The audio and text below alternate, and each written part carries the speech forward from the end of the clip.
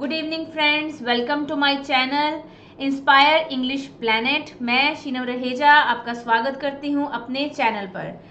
बच्चे, हम 1000 MCQs की सीरीज स्टार्ट करने लगे हैं, जो कि इंग्लिश लिटरेचर के मोस्ट इम्पॉर्टेंट क्वेश्चंस में लेके आई हूँ, जो आपको हेल्प करेंगे master cadre, lecture cadre, UP TGT PGT या एनी अदर स्टेट के टीजीटी पीजीटी एग्जाम में। जो बच्चे यूजीसी नेट की तैयारी कर रहे हैं उनके लिए एलटी ग्रेड, जीआईसी और असिस्टेंट प्रोफेसर बनने में भी ये सब आपको क्वेश्चंस हेल्प करेंगे। ठीक है, चलिए, जो स्टूडेंट्स न्यू हैं हमारे चैनल पर, बच्चे ये मेरा नाम लिखा हुआ है यहाँ, शीनम रहेजा। ये मेरी क्वालिफिकेशंस हैं, आप आराम से इन्हें रीड कर सकते हैं और मेरे बारे में और जान सकते हैं।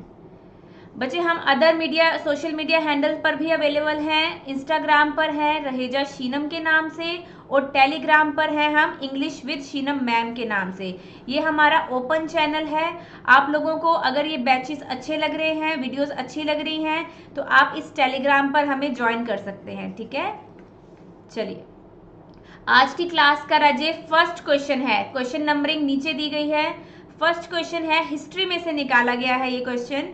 Who ruled England during the Jacobian as. आपके एग्जाम में, सिलेबस में ये जैकोबियन एज मेंशन की गई है।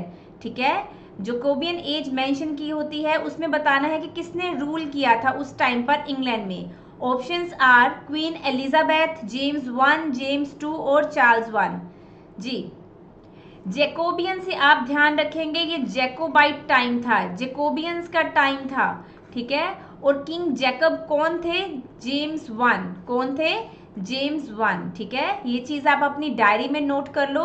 जेम्स 1 के राज को हम जैकोबियन एज बोलते हैं। चलिए, सेकंड क्वेश्चन है हमारे पास, जो कि एक कोट दी गई है। एक कोट है किसी पोइम की। ये पोइम किसने लिखी थी? To drink to me only with thine eyes. Drink to me only with thine eyes, ये लिरिक किसने लिखा है? ऑप्शंस हैं आपके पास, Andrew Marvell, William Shakespeare, Ben Jonson and D is Beaumont and Fletcher. जी, तो आंसर बच्चे आएगा इसका सी, बेन जॉनसन। ठीक है, C, Ben Jonson is the right answer. चलिए, to which kind of comedy do we best associate Ben Jonson. अब जो हमने बेन जॉनसन का नाम पढ़ ही लिया है, तो अब बताइए कि कौन सी कॉमेडी की काइंड के साथ इनको रिलेट किया जाता है। किस टाइप की ये कॉमेडीज देते थे? Comedy of manners, comedy of humours, farce और सटायर। जी बच्चे, इसका आंसर आएगा कॉमेडी ऑफ ह्यूमर्स। ठीक है, कॉमेडी ऑफ ह्यूमर्स इसका सही आंसर है। इन्होंने 4 ह्यूमर्स बताए थे। ठीक है, 4 ह्यूमर्स बताए थे, तो आप वो प्लीज एक एक करके चारों के चारों नाम कमेंट बॉक्स में आंसर करेंगे। ठीक है, कमेंट बॉक्स में आंसर करेंगे चारों नाम। पेपर में ये चारों नाम आते हैं, इसीलिए बोल रही हूँ कमेंट करने को, ताकि आपको याद रहे चीज। चलिए बच्चे, अगला क्वेश्चन है हमारे पास, whom did Ben Jonson attack in the Poetaster। पोएटेस्टर नाम का इनका एक वर्क था, उसमें बेन जॉनसन ने किसके ऊपर अटैक किया है? किस एक सामने पर्सन के ऊपर अटैक करके द पोएटेस्टर लिखा है? Thomas decker, Thomas Heywood, Thomas Middleton और जॉन डन। तो right answer is Thomas decker. बच्चे, एक चीज देखो, टॉमस डेकर के साथ उन्होंने एक राइटर और थे जिनके ऊपर पोएटेस्टर पे अटैक किया था, सटायर किया था। इस एक राइटर का नाम भी कमेंट बॉक्स में डालिए। ठीक है, ये चीजें, जो चीज होमवर्क में मिलती हैं, सभी स्टूडेंट्स, जब तक आप ये लोग कमेंट नहीं करोगे, आपको चीजें दिमाग में नहीं बैठेंगी। क्योंकि MCQ सीरीज में बच्चे क्या करते हैं, बस आंसर देखते हैं, बल्कि अगर एक क्वेश्चन और भी इसमें से निकल सकता है तो वो चीज आप रह जाती है जब आप सिर्फ एक आंसर को रट लेते हो। अब जैसे इसके साथ एक और राइटर थे, 2 जने थे जिसके ऊपर अटैक किया गया था, तो क्या पता आपके एग्जाम में इसके ऊपर क्वेश्चन बन जाए। तो आप ये चीज खुद से फाइंड आउट करोगे। जब ज्यादा मेहनत खुद करता है इंसान, तब ज्यादा याद रहती है। ठीक है, चलिए, a woman killed with kindness, ये चीज मैंने कल आपको बताई थी। A woman killed with kindness was written by Thomas Heywood in. बच्चे, अब इसकी डेट बताओ। इसकी डेट पूछी गई है। टॉमस हेवुड ने ये जो अपनी वर्क दिया था, एक प्ले दिया था, जिसके कारण इन्हें प्रोज शेक्सपियर कहा जाने लगा। किसने कहा था इन्हें प्रोज शेक्सपियर? चार्ल्स लैम्ब ने। किसने कहा था? चार्ल्स लैम्ब ने। ये हमने कल बात कर ली थी इस क्वेश्चन के ऊपर। आज ये पूछा जा रहा है कि ये वर्क कब आया था। तो राइट आंसर इज 1607। ठीक है, चलिए, which of John Bunyan's work is a biography. इनमें से कौन सा वर्क है जो उनकी बायोग्राफी है? Pilgrim's Progress, the life and death of Mr Badman, Grace Abounding और द होली वॉर। तो सही आंसर है बच्चे ग्रेस अबाउंडिंग। ठीक है, ग्रेस अबाउंडिंग इसका सही आंसर है। ये चीज देखो, इसका एक सब टाइटल भी है, इसका एक सब टाइटल भी है। चलो सेम चीज कमेंट करिए इसका आंसर कि सब टाइटल इसका क्या है। ठीक है, मैंने ये चीज आप लोगों को बोली है कि हमारा जो पेड बैच है, जो हम स्टूडेंट्स को एनरोल करते हैं, उन लोगों को हम लिस्ट प्रोवाइड करते हैं हर चीज़ की।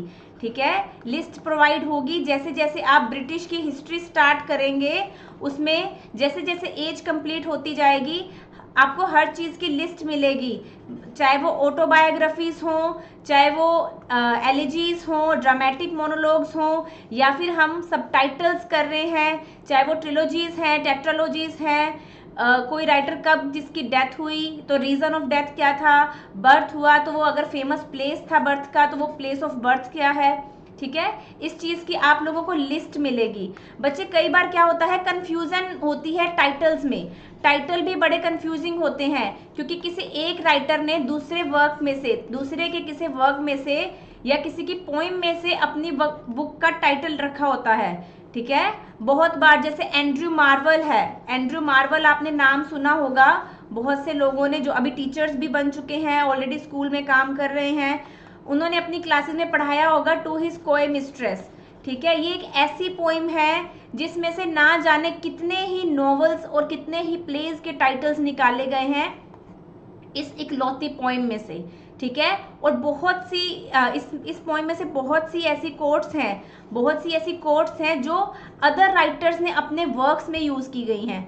ठीक है, तो इसी तरीके से इन चीज़ों की भी लिस्ट मिलेगी आपको कि किस राइटर ने किस दूसरे राइटर के वर्क में से टाइटल लिया है। ठीक है, जैसे वेस्टलैंड भी एक टाइटल उठाया गया है, द होलो मैन भी टाइटल उठाया गया है। ठीक है, उसी तरीके से आपको हर एक चीज़ प्रोवाइड की जाएगी।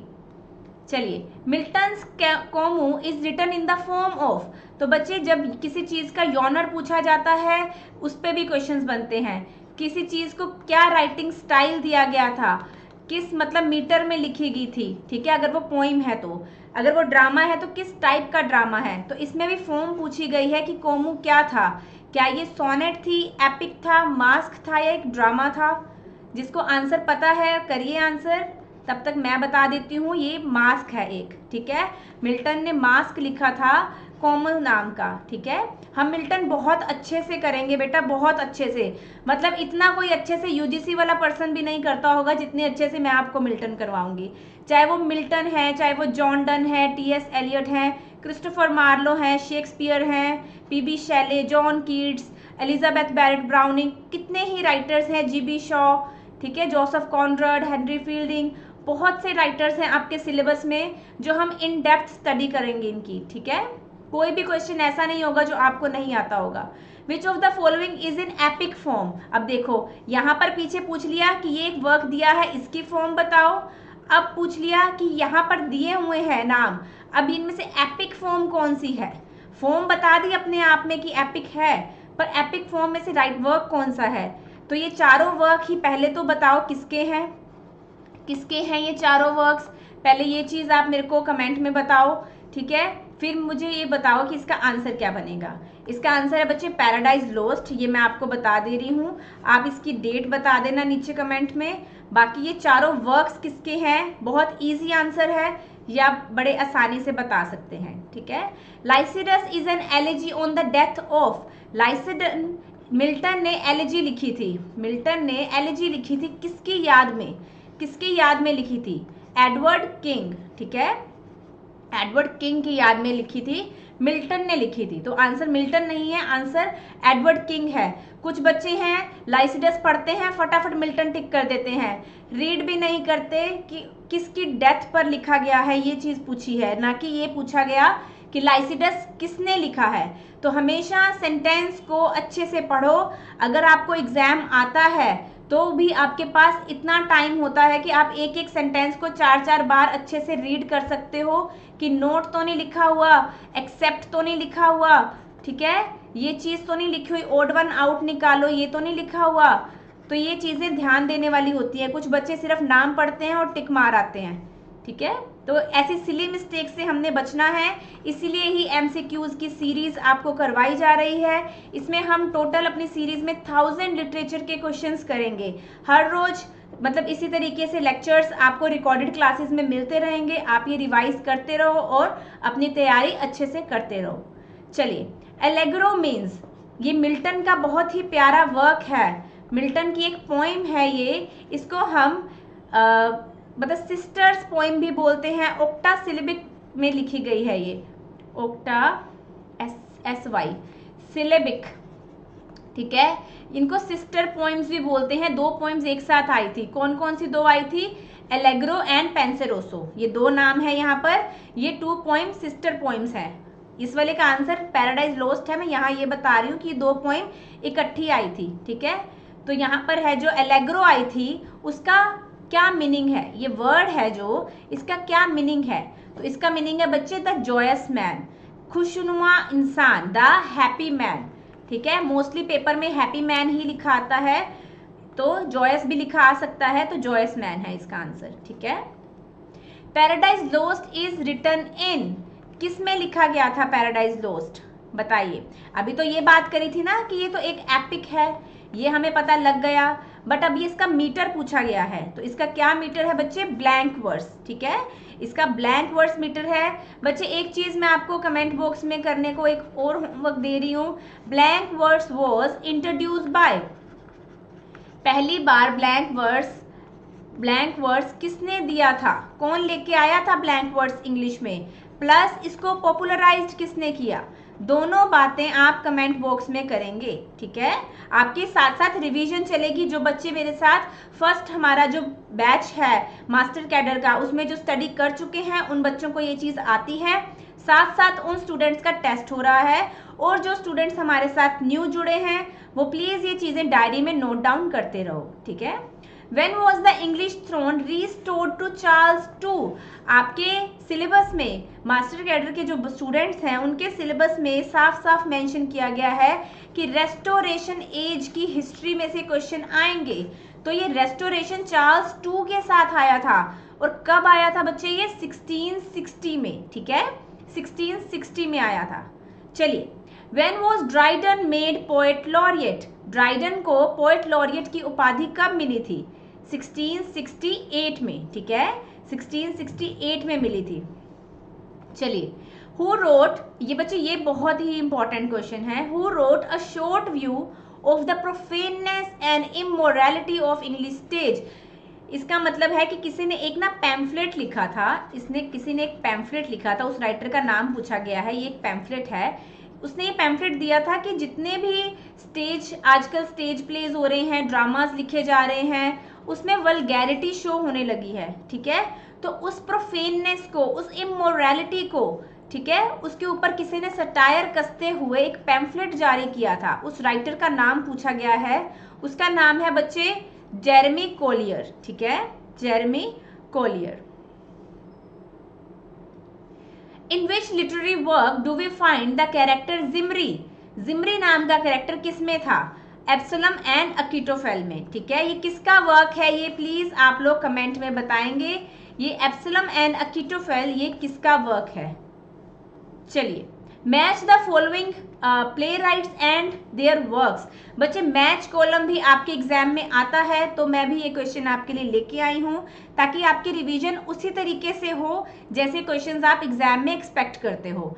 William Wycherley, George Farquhar, George Etherege, William Congreve. बच्चे देखो, कॉन्ग्रीव तो आपने पढ़ा हुआ है the way of the world, Farquhar का है ब्यू स्ट्रेटेजम, एथरीज का है the man of mode, and Wycherley का है W से वाइकरली, W से वाइफ, इस तरीके से थोड़ा ध्यान रख लेना, द कंट्री वाइफ। ये जो है चारों के चारों वर्क्स, इन्हीं चारों के कारण ही ये 4 राइटर फेमस हुए थे, ठीक है। एक हम कहते हैं ना कि किसी ने एक मतलब एक वर्क ही ऐसा दे दिया कि जिससे उसका नाम आ गया, फेमस हो गया वो। यही चारों वर्क्स ऐसे हैं जब ये चारों राइटर इन्हीं वर्क से फेमस हो गए थे।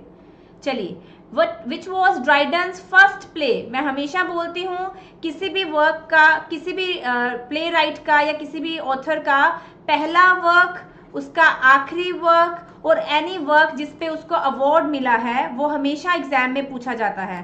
तो ड्राइडन का पहला प्ले, ये हमेशा ध्यान रखना है कि प्ले कौन सा था। कई बार एग्जाम में ये पूछ लेते हैं कि नॉवल बताओ, पोएम बताओ, तो योनर सारे मिक्स करके डाल देते हैं, तो आप कंफ्यूज हो जाते हो कि प्ले कौन सा था, नॉवल कौन सा था। तो इसमें आंसर आएगा द वाइल्ड गैलेंट। ठीक है, प्ले है उनका फर्स्ट, द वाइल्ड गैलेंट। जब भी आप अपनी डायरी बना रहे हो ना, तो फर्स्ट लिख के, किसी भी राइटर का, ऑथर का नाम लिख के, उसका फर्स्ट ऐसे ऐसे बना के, उसका फर्स्ट ये प्ले है, ये उसकी फर्स्ट पोइम है, ये उसका फर्स्ट नॉवल है।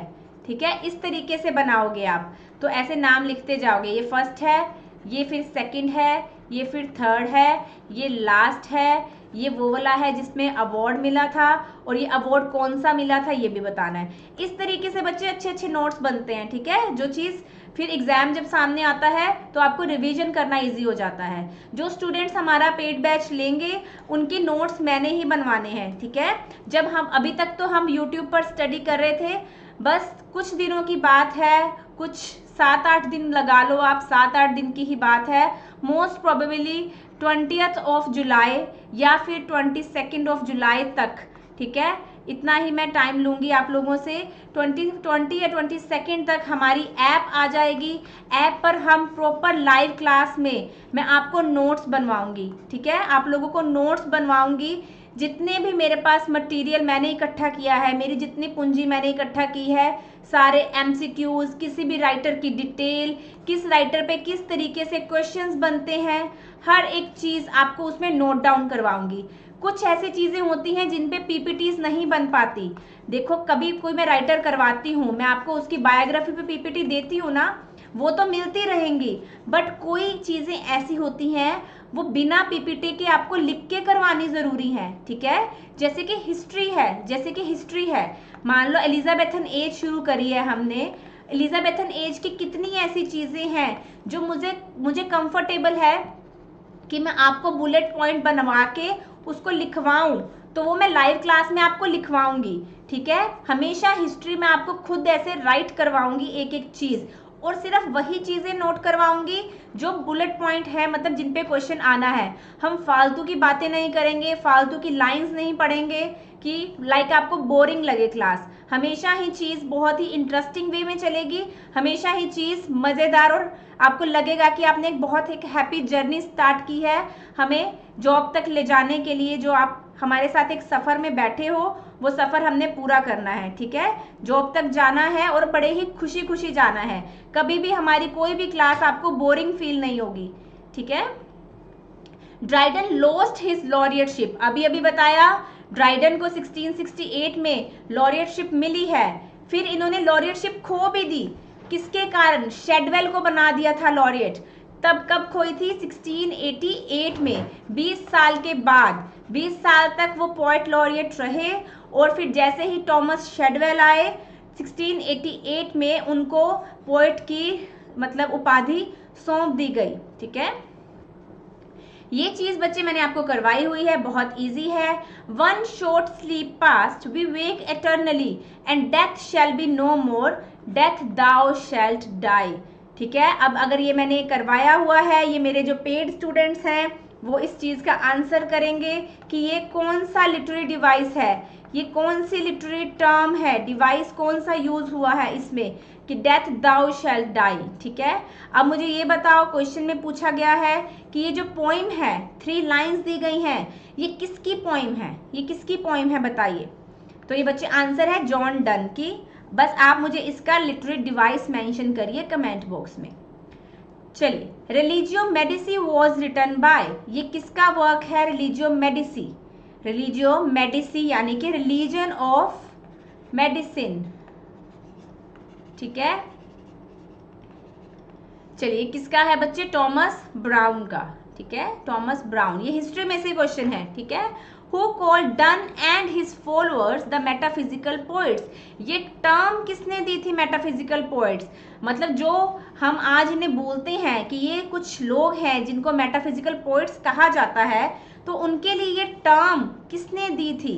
तो बच्चे आंसर है सैमुअल जॉनसन, जिनको हम डॉक्टर जॉनसन भी बोलते हैं। हमेशा जॉनसन की स्पेलिंग ध्यान में रखने हैं।